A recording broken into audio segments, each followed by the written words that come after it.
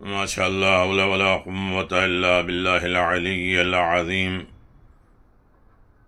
اعوذ باللہ السمیع العلیم من الشیطان اللعین الرجیم۔ بسم اللہ الرحمن الرحیم۔ الحمد للہ رب العالمین والصلاة والسلام وتحیۃ والاکرام علی اشرف الانبیاء والمرسلین وعلی آلہ الطیبین الطاہرین، اما بعد فقد قال اللہ تبارک و تعالی فی قرآن مجید۔ بسم اللہ الرحمن الرحیم۔ فی بیوت اذن اللہ ان ترفع ویذکر فیہا اسمہ ویسبح لہ فیہا بالغدو والآصال۔ صدق اللہ العلی العظیم وصدق رسولہ النبی الکریم۔ سامعین گرامی قدر، ناظرین محترم، زوار امام مظلوم کربلا، محبان امام حسین، عزادارنا سید الشہداء، ہماری بات چل رہی تھی فضیلت زیارت اور عرفان مظلوم، کائنات کی سب سے عظیم ترین عبادت، سب سے اعلیٰ عمل زیارت امام حسین، جس کے پہلو میں آپ کی خدمت میں بیان کر رہا تھا۔ ہر مرحلے پہ اب بات یہ ہے کہ زیارت امام حسین کچھ ایسے کام کا سبب بن جاتی ہے جو عام طریقے سے انسان کا کرنا ناممکن ہوتا ہے۔ انسان اسے کر لے یہ ناممکن ہے، لیکن ظاہر اسے ممکن بنا دیتا ہے۔ جیسے کہ پیغمبر اسلام احمد مجتبیٰ محمد مصطفیٰ صلی اللہ علیہ وآلہ وسلم کے ساتھ حج کرنا، یہ اس دور میں ناممکن ہے۔ وہ تھے اور ایک ہی حج پیغمبر کے ساتھ لوگوں نے کیا۔ پیغمبر نے بلایا، مدینے سے لوگوں کو جمع کیا، علی ابن ابی طالب یمن گئے، وہاں سے جمع کیا، وہاں سے لوگوں کا آمادہ ہوا اور غدیر میں ولایت کا اعلان کر دیا۔ 12 امام کی امامت اور بعثت سے لے کر رجعت تک اور شفاعت اور حکومت مہدی تک کے سارے پیغام غدیر میں بیان کر دیے۔ ورنہ ولایت کا اعلان تو ہر جگہ پہ کرتے رہے پیغمبر، اعلان نبوت سے پہلے بھی، بعد میں بھی، درمیان میں بھی۔ لیکن کوئی ہے جو انسان یہ سوچے کہ ہم اس دور میں پیغمبر کے ساتھ حج کرنے کا ثواب مل جائے؟ بہت سی روایتوں میں ہے۔ ان میں سے ایک ہے موسیٰ ابن قاسم حضرمی، جنہوں نے کہا کہ حضرت امام جعفر صادق علیہ السلام منصور عباسی کے خلافت کے ابتدائی دور میں نجف اشرف لے گئے اور مجھ سے مخاطب ہوا، مجھ سے کہا امام نے، آپ نے فرمایا کہ اے موسیٰ ابن قاسم، شاہراہ کے نزدیک جا کر قادسیہ کی طرف دیکھتے رہو، ایک شخص اس کی طرف سے آئے گا اور اس سے کہہ دینا کہ رسول خدا صلی اللہ علیہ وسلم کی اولاد میں سے ایک شخص تمہیں بلا رہا ہے، میرے پاس لے آنا۔ موسیٰ کہتے ہیں کہ میں شدید گرمی میں شاہراہ کے نزدیک کھڑا رہا، روڈ پہ کھڑا رہا اور اس شخص کا انتظار کرتے کرتے تھک گیا۔ قریب تھا کہ میں آپ کی نافرمانی کرتے ہوئے واپس چلا ہوں۔ اچانک میں نے دور سے کسی کو آتے ہوئے دیکھا۔ ایک شخص ہے، اونٹ پہ سوار آ رہا تھا۔ جب وہ نزدیک پہنچا تو میں نے آپ کے پیغام سے اس کو آگاہ کیا، بتایا، اس نے اطاعت کی اور میرے ساتھ چل دیا۔ آپ کے نزدیک پہنچ کر وہ اونٹ کو بٹھا کر آپ کی خدمت میں شرفیاب ہوا، حاضر ہوا۔ میں خیمے میں کھڑا ہو کر ان کی بات سننے لگا۔ حضرت امام صادق علیہ السلام نے فرمایا، تم کہاں سے آئے ہو؟ اس شخص نے عرض کیا کہ یمن کے دور دراز علاقے سے آ رہا ہوں۔ آپ نے فرمایا فلاں شہر سے؟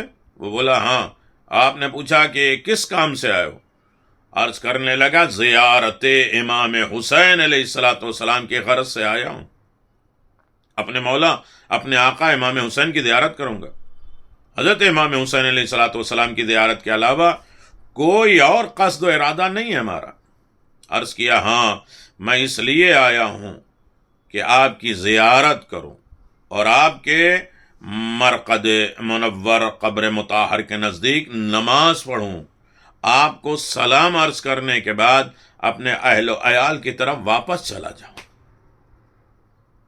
حضرت امام صادق علیہ الصلوۃ والسلام نے فرمایا اس زیارت میں تجھے کیا نظر آتا ہے؟ اس یمنی آدمی نے عرض کیا جان، مال، گھر والے، اہل و عیال، اولاد، معیشت میں برکت اور حاجت روائی نظر آتی ہے۔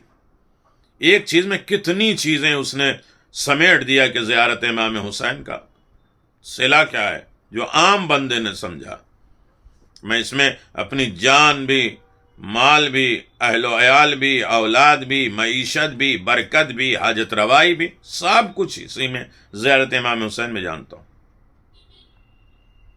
آپ نے فرمایا کیا تمہیں اور تمہارے لیے حضرت امام حسین علیہ الصلوۃ والسلام کی زیارت کی کچھ فضیلت بیان کروں، سنو گے؟ وہ عرض کرنے لگا یا ابن رسول اللہ، ارشاد فرمائیے۔ بے شک حضرت امام حسین علیہ الصلوۃ والسلام کی زیارت پیغمبر اکرم کے ساتھ ایک بار حج کرنے کے برابر ہے۔ اس پر اس نے تعجب کا اظہار کیا کہ پیغمبر کے ساتھ حج کرنے کا اجر و ثواب، ان کے ساتھ مل کر، ان کے ہم رکاب ہو کر حج کرنے کا اجر ملتا ہے زیارت امام حسین پہ؟ آپ نے فرمایا ہاں، خدا کی قسم، بلکہ رسول خدا احمد مجتبی محمد مصطفیٰ صلی اللہ علیہ وآلہ وسلم کے ساتھ 2 حج کرنے کے برابر ہے۔ وہ ایک بار پھر تعجب کرنے لگا، پریشان ہوا، حیران ہوا، 2 حج؟ تو آپ نے اضافہ کرتے ہوئے یہاں تک فرمایا کہ حضور کے ساتھ 30 حج کرنے کا ثواب پورا مہینے کا۔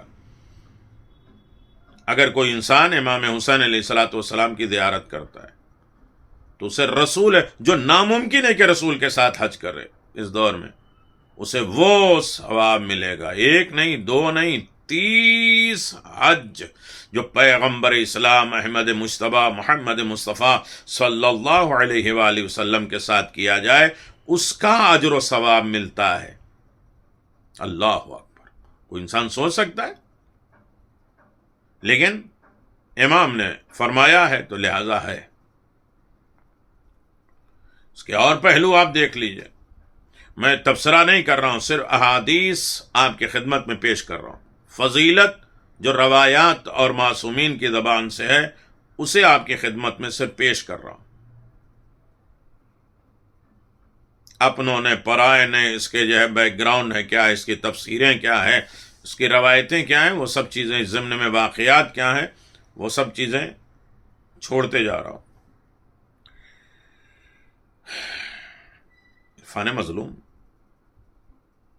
جسے رلا رلا کے مارا گیا، اس سے ملنے کے لیے جائے انسان، ملاقات کے لیے جائے تو تنہا نہیں جاتا، رسول خدا صلی اللہ علیہ وسلم بھی ساتھ میں ہوتے۔ صرف یہ نہیں، عزادار، عزاداری کی خدمت کرنے والا بھی، اس کے لیے بھی روایت ہے کہ رسول کی 40 مرتبہ اس نے زیارت کی علی بن ابی طالب کے ساتھ۔ زیارت امام حسین علیہ الصلوۃ والسلام سے انسان اس مقام تک پہنچ سکتا ہے جو اپنی جگہ ناممکن ہے، ایک یعنی بالکل امپاسبل ہے، ناممکن ہے، لیکن زیارت امام حسین کا شرف یہ ہے کہ انسان کو اس مقام، اس لیول تک پہنچا دیتا ہے، اور وہ یہ ہے کہ زائر کا حج خود رسول اکرم صلی اللہ علیہ وسلم کا ادا کردہ حج بن جاتا ہے۔ ہمارا اور آپ کا حج، چاہے ہم 25-26 حج کریں، لیکن اس کی کوئی گارنٹی نہیں ہے۔ امید تو پروردگار کی ہے، یہ وہ اجر و ثواب تو دے ہی رہا ہے، دوبارہ ملنا نیکی کا، اس کا مطلب یہ ہے کہ قبول ہے۔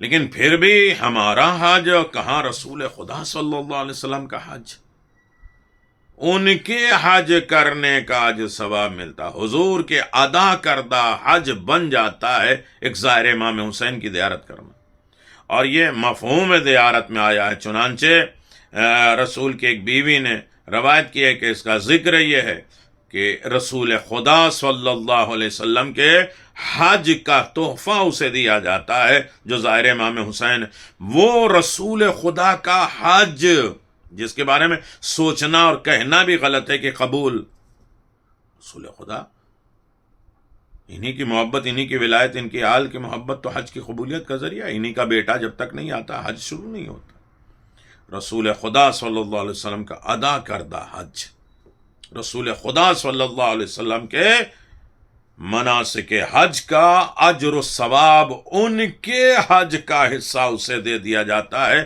جو ظاہر امام مظلوم کربلا ہے۔ بہت سی روایتیں ہیں، ان تمام روایتوں کو میں آپ کی خدمت میں پیش نہیں کر رہا ہوں، بس صرف اس بات کی طرف آمادہ ہے کہ ناممکن کو بھی ممکن بنا دیتا ہے۔ رسول کے ساتھ حج کرنے کا بھی سفر کا ثواب اور رسول خدا کے حج میں سے اس کو حصہ اور اس کا اجر و ثواب مل جانا، یہ کمال ہے۔ خداوند عالم ہم سب کو زیارت امام حسین کا شرف عنایت فرمائے۔ اللہم ارزقنا بزیارت الحسین و شفاعت الحسین یوم الورود و ثبت القدم صدق عندک مع الحسین۔ السلام علی الحسین وعلی علی ابن الحسین وعلی اولاد الحسین وعلی اصحاب الحسین۔ حسین بڑے غریب ہیں، یہ زیارت امام حسین کا تحفہ کائنات میں سب کو ہے۔ امام زین العابدین علیہ الصلوۃ والسلام کا آپ نے غم منایا، امام زین العابدین علیہ الصلوۃ والسلام نے کس طریقے سے غم منایا ہے امام مظلوم کربلا کا، ہر وقت ہر عالم میں رونے کا حکم دیا گیا ہے۔